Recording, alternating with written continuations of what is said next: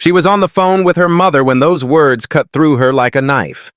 "You never could succeed at anything, Rebecca," her mother said with that familiar tone of disappointment. What her mother didn't know was that at that exact moment, Rebecca was staring at her laptop screen displaying a $47 million company acquisition deal with her signature still wet on the digital contract. And the reason she was recording this conversation wasn't coincidence. It was the culmination of a 25-year plan for revenge that was about to change everything. Rebecca had always known she was different from her sister Amanda. While Amanda was tall, blonde, and effortlessly charming, Rebecca was shorter, quieter, and what her family liked to call unremarkable. From the time she could walk, the differences between the two sisters were not just noticed, but actively reinforced by their parents. Amanda got the bigger bedroom, the more expensive birthday parties, and the kind of unwavering support that made everything she touched turn to gold. Rebecca got the leftovers. When Amanda made the high school cheerleading team, their parents threw a celebration dinner at the most expensive restaurant in town. When Rebecca graduated as valedictorian that same year, her mother's response was a distracted, "That's nice, honey," before immediately turning back to discuss Amanda's upcoming prom dress shopping.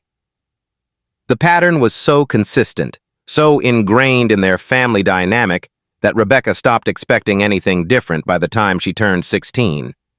College was supposed to be Rebecca's escape, but even then the favoritism followed her. While Amanda received a full ride to her dream school, courtesy of their parents' savings account, Rebecca was told that there simply wasn't enough money left for her education. She would need to figure it out on her own through loans, scholarships, or work. The irony wasn't lost on her when Amanda dropped out after 2 years to pursue what she called finding herself, while Rebecca graduated summa cum laude from a state school she had paid for entirely through scholarships and part-time jobs. The real turning point came during Amanda's elaborate engagement party 5 years ago. Rebecca had just started her own consulting business, working 18-hour days from a tiny apartment above a Chinese restaurant. She was exhausted, stressed, and barely making ends meet, but she had still spent money she didn't have on an expensive engagement gift for her sister. During the party, she overheard her mother talking to a group of relatives near the dessert table. "Rebecca is still struggling, bless her heart," her mother was saying with practiced sympathy. "We keep trying to help her find direction, but some people just aren't meant for success like Amanda. It's such a shame because we raised them the same way." The group nodded sympathetically while glancing in Rebecca's direction with pity. "Amanda has always been our shining star. We're just grateful she found such a wonderful man who can provide for her. Rebecca, well, we worry she'll always need our support." Standing there in her discount store dress, holding a plastic cup of cheap champagne, Rebecca made a decision that would define the next 5 years of her life. She wasn't going to prove them wrong with arguments or dramatic confrontations. She was going to build something so successful, so undeniably impressive, that their dismissal of her would become a source of deep, lasting humiliation. And she was going to do it quietly, letting them continue to believe their own narrative right up until the moment she destroyed it. The business she built started small: business consultation and financial strategy for mid-sized companies. Rebecca had always been brilliant with numbers and strategy, skills that had been completely overlooked by her family in favor of Amanda's more visible talents. But brilliance combined with the kind of desperate hunger that comes from a lifetime of being underestimated created something extraordinary. Within 2 years, she had 15 employees. Within 3 years, she was handling multi-million-dollar corporate restructures. By year 4, she was being courted by Fortune 500 companies. The most delicious part was how easy it was to hide her success from her family. They had so thoroughly convinced themselves of her incompetence that they never asked detailed questions about her work. When she moved from the apartment above the Chinese restaurant to a modest condo, she told them she had gotten a roommate to help with costs.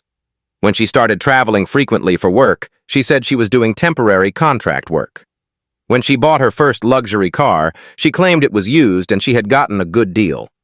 Her family's lack of curiosity about her life was both painful and perfect for her plans. They were so invested in their narrative of Rebecca the failure and Amanda the success that they never questioned why Rebecca suddenly seemed more confident, why she was taking trips they assumed she couldn't afford, or why she never seemed desperate for their help anymore. Their blindness became her greatest asset. Amanda, meanwhile, was living the life their parents had always envisioned for her.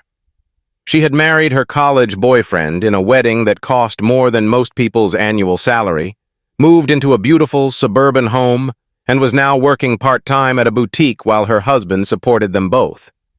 She was everything their parents had wanted in a daughter: successful, beautiful, and married to a man who could provide the lifestyle they felt she deserved.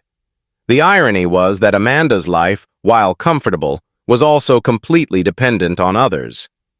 Her husband's job, her parents' continued financial support for the extras she wanted, her social status that came from being the pretty one rather than the capable one. Rebecca's success, on the other hand, was entirely self-made and growing exponentially each quarter.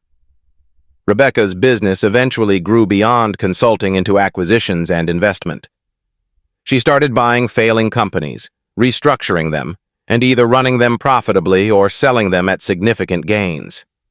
Her net worth crossed 8 figures before her 30th birthday. She owned properties in 3 states, employed over 200 people, and had been featured in business magazines that her family never read. The decision to keep her success secret became more challenging as it grew, but also more amusing. She maintained her modest condo as a front while actually living in a penthouse across town. She drove her used luxury car to family events while keeping her actual fleet of vehicles in a private garage.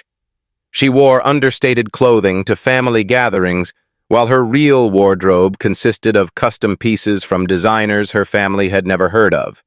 But the most satisfying part was watching her family's continued investment in their false narrative.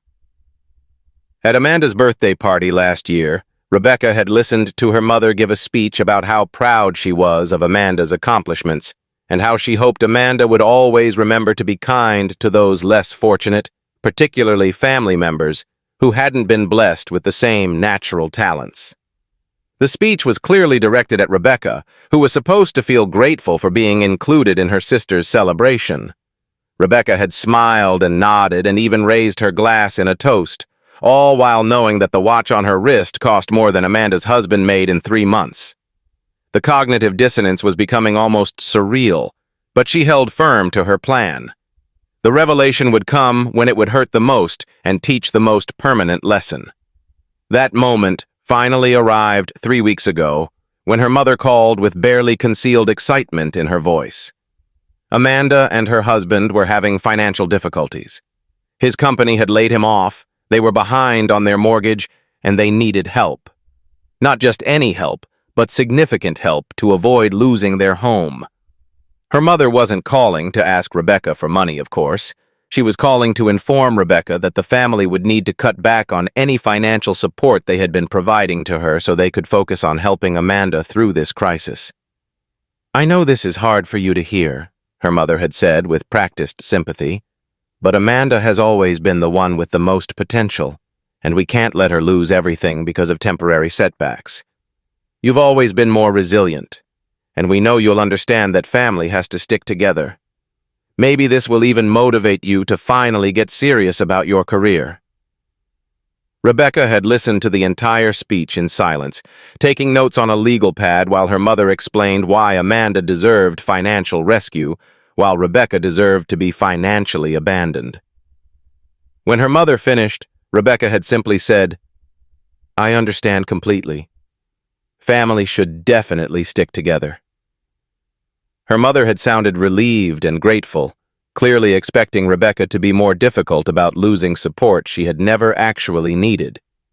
But the conversation had given Rebecca the final piece of information she needed for her plan. Amanda wasn't just having temporary money troubles. She was facing serious financial ruin, the kind that would require hundreds of thousands of dollars to resolve. Money that her parents didn't actually have in liquid form, which was why they were making cuts elsewhere to help her. Rebecca spent the next 2 weeks watching her family's panic unfold from a distance. Her mother called several times with updates, each conversation filled with increasing desperation about Amanda's situation and continued dismissal of Rebecca's own circumstances. The family was rallying around Amanda, taking out loans, selling investments, and liquidating retirement funds to save their golden child from the consequences of poor financial planning. During this time, Rebecca finalized the largest deal of her career. A technology company she had been courting for 8 months finally agreed to let her acquire and restructure their failing subsidiary.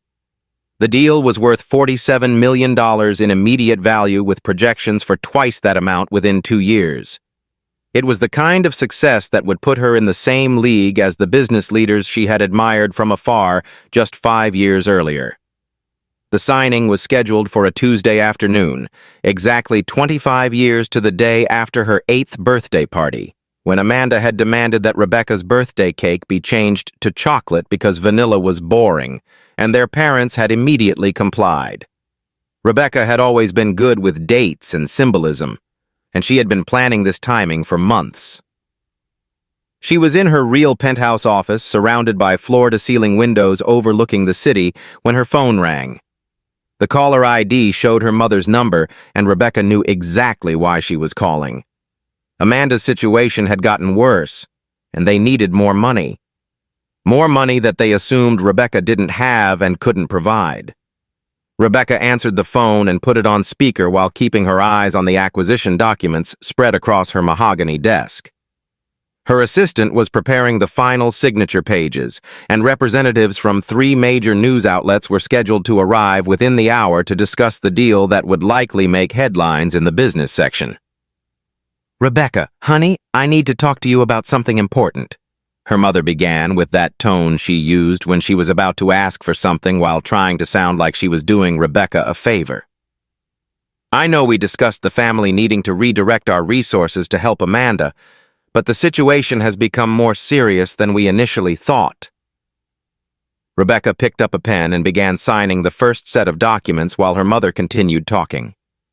Each signature was worth millions of dollars, but she kept her voice neutral and slightly distracted, as if she were doing something far less important. "They might lose the house, Rebecca. And Amanda is pregnant now, so this isn't just about her and Mike anymore. This is about our grandchild."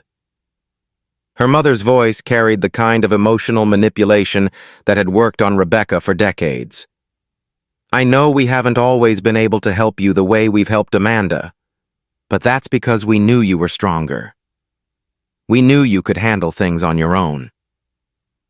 Rebecca signed another document, this one finalizing the transfer of a subsidiary worth $12 million. She glanced at her computer screen where her assistant had pulled up her current net worth in real time. The number was approaching 9 figures, a milestone she would cross within the next quarter based on current projections. "What exactly are you asking me to do?" Rebecca asked, though she already knew the answer. She was stalling for time, waiting for the perfect moment to deploy the revelation she had been crafting for years. "Well," her mother said carefully, "we know you don't have much in terms of liquid assets, but we were hoping you might be able to take out a loan or maybe liquidate some of your retirement savings to help us help Amanda. Nothing huge, maybe $20,000 or $30,000. We would pay you back, of course, once Amanda and Mike get back on their feet." Rebecca finished signing the main acquisition document and handed it to her assistant, who immediately began preparing it for electronic filing. In 30 seconds, she would officially own a company worth more than her entire family had ever seen in their combined lifetimes. $20,000 or $30,000, Rebecca repeated slowly, as if she were trying to figure out how someone in her assumed financial position could possibly come up with that kind of money. "That's a lot of money for someone like me." "I know it is, sweetheart," her mother said with practiced sympathy. "But Amanda has always been the one with the most potential in the family, and we can't let her lose everything. You've always been more practical and resilient. We know this is a sacrifice, but it's the right thing to do for family." That was the moment Rebecca had been waiting for 25 years. Her mother had just explicitly stated, on a recorded phone call, that Amanda deserved financial salvation because of her potential, while Rebecca deserved to make financial sacrifices because she was practical and resilient. The same logic that had governed every family decision for as long as Rebecca could remember, finally stated clearly and undeniably. Rebecca looked at her computer screen where her assistant had just confirmed that the acquisition was officially complete. She was now the owner of 7 different companies, employer of over 300 people, and according to the real-time calculations on her screen, worth approximately $87 million. "You know what, Mom?" Rebecca said, picking up a framed photo from her desk that showed her shaking hands with the governor at a business leadership ceremony. "You're absolutely right. Amanda has always been the one with the most potential, and I've always been the practical one." "I'm so glad you understand," her mother said, relief evident in her voice. "I knew we could count on you to do the right thing for the family." "I am going to do the right thing," Rebecca said, opening her laptop to a new browser window. "In fact, I'm going to do something right now that I probably should have done a long time ago." She navigated to her company's website, where the press release about the acquisition had just been posted. The headline read, "Local business leader Rebecca Chen completes record-breaking $47 million acquisition." Below it was a photo of Rebecca in her corner office, surrounded by the kind of luxury that made it clear this was not someone struggling to pay her bills. "I'm sending you a link right now," Rebecca said, typing her mother's email address into the browser. "I want you to click on it while we're talking." "A link?" "Rebecca, this really isn't the time for internet nonsense. We're trying to have a serious conversation about helping your sister. Trust me, Mom. This is very much related to helping Amanda. Click the link." Rebecca heard typing in the background, followed by a long pause. Then she heard her mother's sharp intake of breath. What is this?" her mother asked, her voice suddenly small and confused. "That's today's press release announcing my acquisition of Meridian Technologies," Rebecca said calmly. $47 million. The deal I literally just finished signing while you were telling me about Amanda's potential and my resilience." The silence on the other end of the phone lasted almost 30 seconds. Rebecca used the time to pull up her company's About page, which featured her biography, her list of achievements, and photos from various business award ceremonies she had attended over the past 3 years. "This has to be some kind of mistake," her mother finally whispered. "This can't be. You work at a coffee shop." "I haven't worked at a coffee shop in over 6 years, Mom. I told you I was doing consulting work, which was true. I just didn't mention that my consulting work involved buying and restructuring multi-million-dollar companies." Rebecca clicked through to her LinkedIn profile, which showed her as CEO of Chen Strategic Holdings with over 50,000 professional connections. "I'm sending you another link. This one shows the other 6 companies I own." Rebecca could hear her mother breathing heavily on the other end of the phone, and she knew she was scrolling through information that was completely rewriting everything she thought she knew about her daughter's life. But you live in that little apartment, you drive that old car, you never—" Her mother trailed off, clearly trying to reconcile the evidence on her screen with the narrative she had constructed. "I keep the apartment because it's useful for family visits," Rebecca said. "My actual residence is a penthouse in the financial district. The car you've seen is my daily driver, but I also own 3 others that cost more than Amanda's house. As for never mentioning my success, well, you never asked. You were always too busy talking about Amanda's achievements to show any curiosity about mine." Rebecca pulled up her investment portfolio on another screen, showing real estate holdings, stock positions, and business valuations that totaled more wealth than her family had ever imagined possible. "I don't understand," her mother said, and for the first time in Rebecca's memory, she sounded genuinely lost. "Why didn't you tell us? Why did you let us think—" "Let you think what? That I was a failure? That I needed your help? That Amanda was the only daughter worth being proud of?" Rebecca's voice remained calm, but there was steel underneath it now. I didn't let you think anything, Mom. You chose to think those things because it was easier than questioning your assumptions. She opened another browser window, this time to a business magazine article from 6 months ago that featured Rebecca in their 40 under 40 list of the most successful young entrepreneurs in the country. The photo showed her in a designer suit, standing in front of her company's headquarters. "I'm sending you one more link," Rebecca said. "This article mentions that I've donated over $2 million to various charities in the past year alone. More money than you're asking me to loan to Amanda, given away to strangers because I had so much that helping people in need felt like the right thing to do." The irony was perfect, and Rebecca knew her mother was smart enough to understand it. While the family had been struggling to scrape together money to save Amanda, Rebecca had been giving away more than they needed to complete strangers because their daughter, who had no potential, was so successful that millions of dollars were expendable. "Rebecca, we had no idea. If we had known..." "If you had known what? You would have treated me differently? You would have been proud of me? You would have asked about my life instead of assuming I had nothing worth discussing?"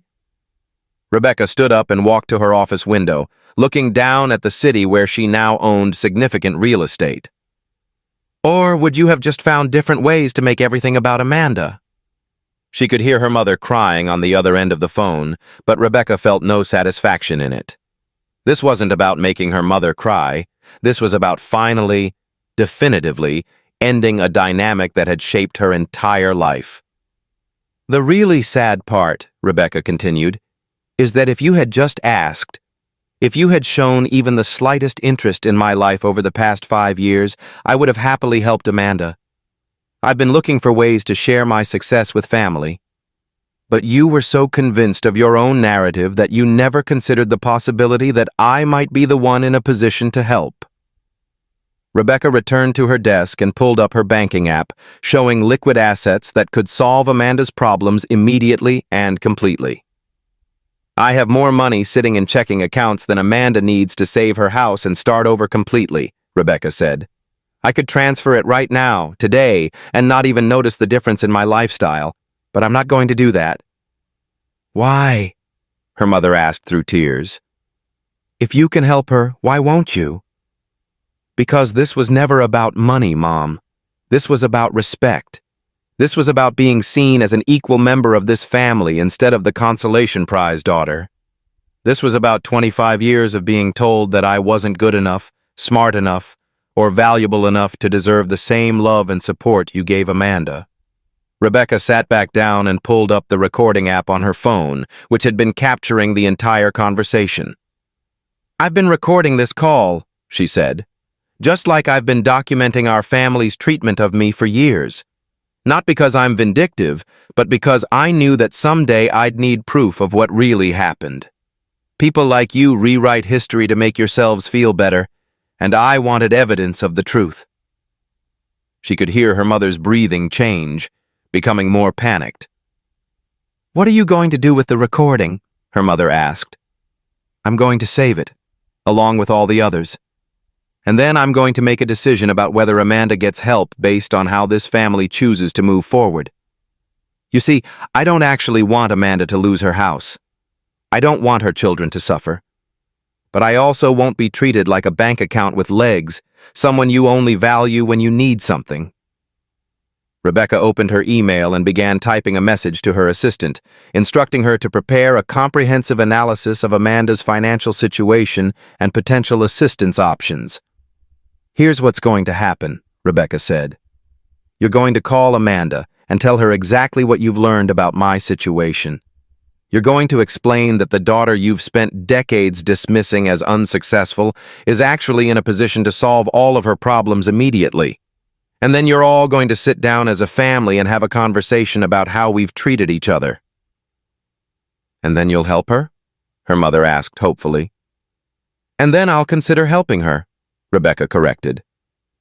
"Whether I actually do will depend on whether this family is capable of acknowledging the damage that's been done and making real changes to how we interact with each other."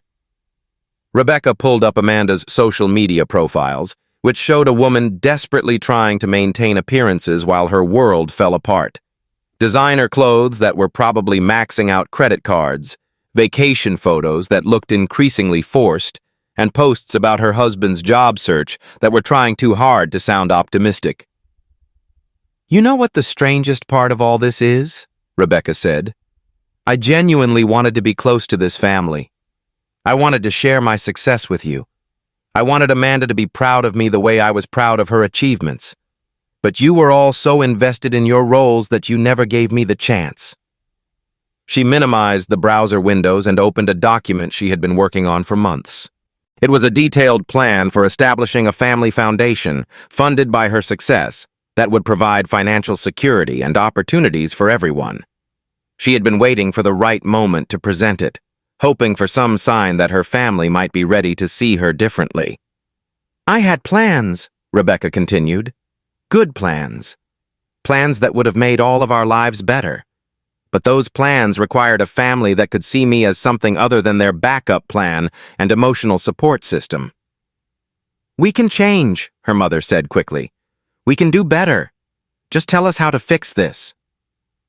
"I don't think you understand how deep this goes," Rebecca said. "This isn't about one conversation or one apology. This is about 25 years of systematic dismissal and emotional neglect. This is about building an entire family identity around the idea that one daughter matters and the other one doesn't." She pulled up a folder on her computer labeled Family Documentation that contained years of emails, text messages, voicemails, and photos that told the story of their family's dysfunction. It was a comprehensive record of favoritism, dismissal, and emotional manipulation that would be impossible to deny or rewrite. "I've been building a case study," Rebecca said, "not for legal purposes, but for psychological ones. I wanted to understand how families create these dynamics and whether they can be changed. The research is pretty clear that families like ours rarely change because the people who benefit from the dysfunction don't want to give up their advantages." She could hear her mother talking to someone else in the background, probably her father, explaining what was happening in urgent whispers. "Is Dad there?" Rebecca asked. "Yes," her mother said quietly. "Put me on speaker. I want him to hear this too." There was a moment of fumbling with the phone, and then her father's voice came through clearly. "Rebecca, your mother just told me about your situation. We had no idea you had become so successful." "No, Dad, you had no interest in whether I had become successful. There's a difference." Rebecca's voice remained calm and professional, the tone she used in business meetings when she needed to deliver difficult truths. "You assumed I was unsuccessful because it was easier than paying attention to my actual life." "That's not fair," her father said, but his voice lacked conviction. "Fair?" Rebecca laughed, but there was no humor in it. "Let's talk about fair. Is it fair that Amanda got a college fund while I got student loans? Is it fair that her wedding cost more than I made in my first 2 years after graduation? Is it fair that you've called me 4 times in the past 5 years, and 3 of those calls were asking me to help with something for Amanda?" She pulled up her phone records, which showed the clear pattern of contact from her family. Brief, functional conversations when they needed something, radio silence the rest of the time. "I have phone records," Rebecca said. "Email logs, credit card statements showing how much you've spent on Amanda versus how much you've spent on me. I have documentation going back 15 years because I wanted to be sure I wasn't imagining the disparity." "Why would you keep records like that?" her father asked, sounding disturbed. "Because I'm a businesswoman, Dad. I analyze patterns and make decisions based on data. And the data clearly shows that this family has 2 daughters, but only considers one of them worth investing in." Rebecca opened her calendar and scrolled through 5 years of family events. Amanda's birthday parties, graduations, engagement celebration, wedding, baby showers, work promotions, and various achievements. Next to each event was a note about her parents' attendance, gift-giving, and social media posts celebrating Amanda. In contrast, Rebecca's achievements were barely acknowledged and never celebrated. "I'm looking at my calendar right now," Rebecca said. In the past 5 years, you've attended every single one of Amanda's milestone events. You've missed every single one of mine. And before you say you didn't know about mine, I sent invitations. I sent information. I asked you to come. You chose not to. We didn't realize they were important to you, her mother said weakly.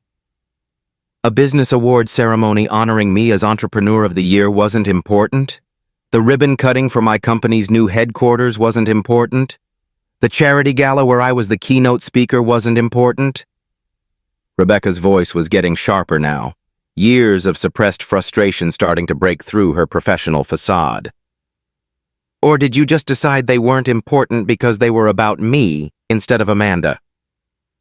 She pulled up the photos from those events, images of her standing alone at moments when she should have been surrounded by proud family members.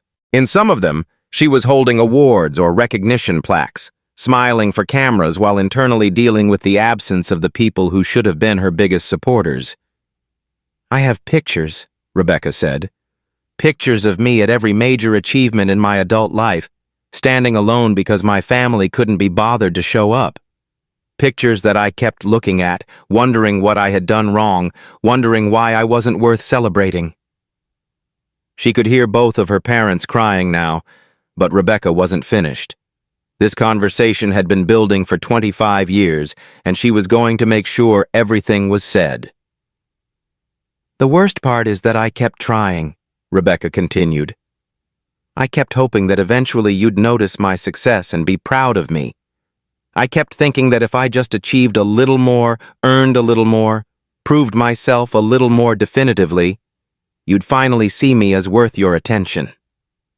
Rebecca opened the document containing her original family foundation plans, the one that would have provided financial security and opportunities for everyone.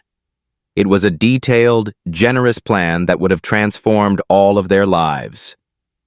I was going to give you everything, she said quietly.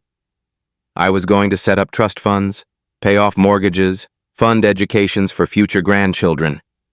I was going to make sure this family never had to worry about money again. All I wanted in return was to be treated like I mattered. You do matter, her father said urgently. You've always mattered to us. No, Dad. Amanda mattered to you. I was just the other daughter. The one you kept around because family is supposed to stick together, but never the one you were actually proud of or interested in. Rebecca closed the foundation document and opened a new one, this time labeled Current Options. It was an analysis of different ways she could handle her family's situation going forward, ranging from complete financial support to total estrangement. So here's where we are, Rebecca said, her voice returning to its professional tone. Amanda needs approximately $300,000 to solve her immediate problems and get back on stable footing. I have that money. I could transfer it before this phone call ends, and it wouldn't impact my lifestyle at all. She could hear hopeful breathing on the other end of the phone. But I'm not going to do that unconditionally, Rebecca continued, because unconditional help would just reinforce the same dynamic that created this situation in the first place. Amanda would get rescued, you'd all go back to your normal patterns, and I'd go back to being the invisible daughter who's only valuable in emergencies. What are your conditions? Her mother asked carefully. Family therapy, Rebecca said immediately. Professional family therapy with a qualified counselor who specializes in family systems and favoritism dynamics. Everyone participates, everyone commits to the process, and everyone agrees to make real changes to how we interact. She pulled up information about family therapy practices in their area, with reviews and specializations clearly listed. I'll pay for the therapy, Rebecca added. I'll pay for Amanda's immediate needs. I'll even establish the family foundation I had originally planned. But only if this family proves it can function in a healthier way. That seems reasonable, her father said, but Rebecca wasn't finished. And Amanda has to acknowledge her role in this dynamic, Rebecca continued. She's not just an innocent victim of parental favoritism. She's an adult who has participated in and benefited from a system that kept her elevated by keeping me diminished.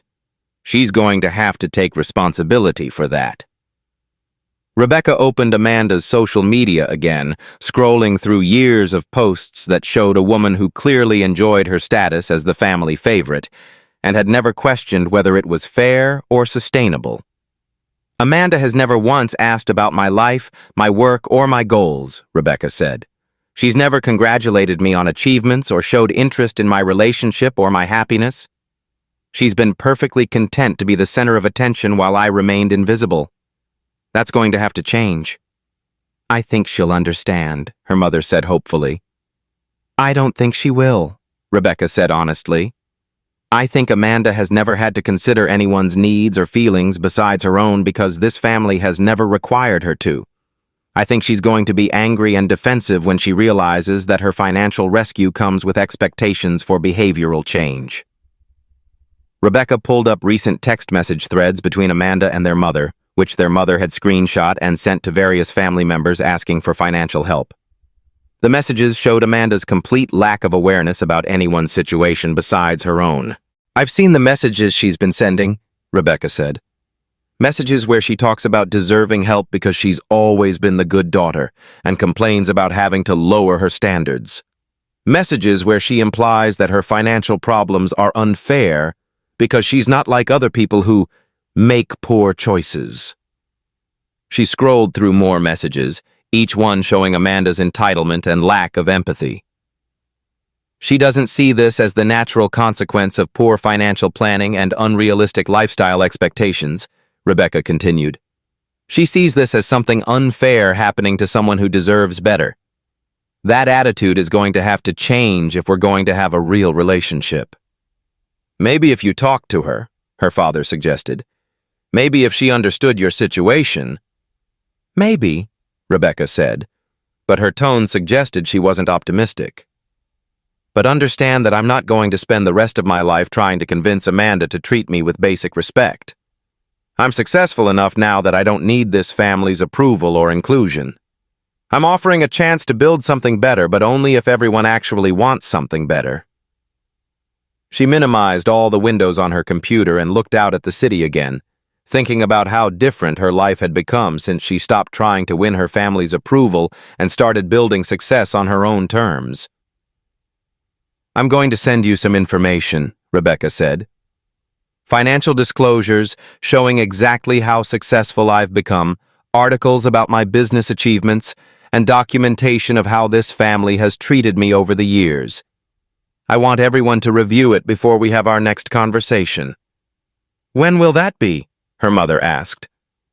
When Amanda is ready to have an honest conversation about our relationship and this family's dynamics, Rebecca said. When she's ready to acknowledge that her problems aren't more important than everyone else's problems just because she's prettier and more charming. Rebecca opened her email and began attaching documents to a message addressed to both parents. I'm sending everything now, she said. Financial statements, business articles, family correspondence, and a detailed analysis of how parental favoritism has shaped our family dynamic. I want you to read all of it, discuss it honestly, and then decide whether you're actually ready to make changes or whether you just want my money. She clicked send and watched the email with 15 attachments disappear into cyberspace.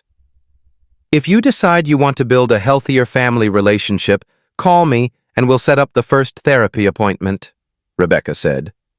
If you decide you just want a financial bailout with no strings attached, don't call me at all. And if we don't call? Her father asked quietly.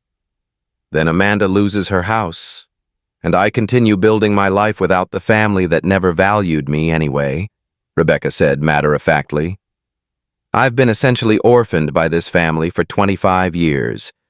Making it official wouldn't actually change much about my daily experience.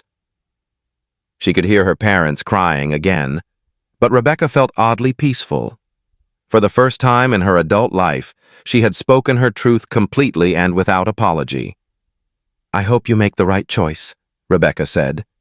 I hope this family decides that healthy relationships are more important than maintaining comfortable delusions. But if you don't, I'll be fine. I've built a life I'm proud of, with people who respect and value me. I don't need your approval anymore, but I'm willing to work toward your genuine respect if you're willing to earn mine." "We love you," her mother said desperately. "I hope that's true," Rebecca replied. "But love without respect isn't enough anymore. Love without basic curiosity about my life isn't enough. Love that only shows up when you need something isn't enough." She looked at her computer screen, where the press release about her acquisition was still displayed, and smiled for the first time during the conversation. "I have to go," Rebecca said.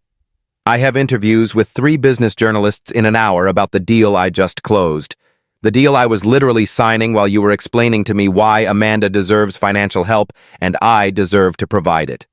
"Rebecca, wait," her father said urgently. "We want to fix this. Tell us how to fix this." "I already told you how to fix this," Rebecca said. "The question is whether you actually want to fix it or whether you just want to return to the comfortable dynamic where I solve problems and ask for nothing in return."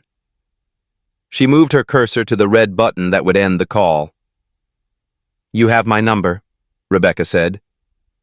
"When you're ready to build a real relationship based on mutual respect, call me. When Amanda is ready to acknowledge that she's been part of the problem, call me.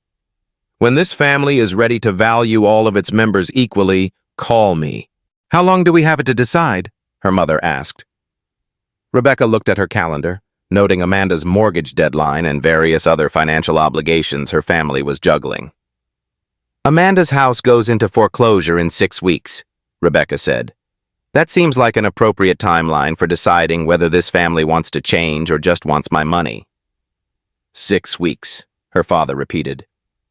6 weeks, Rebecca confirmed.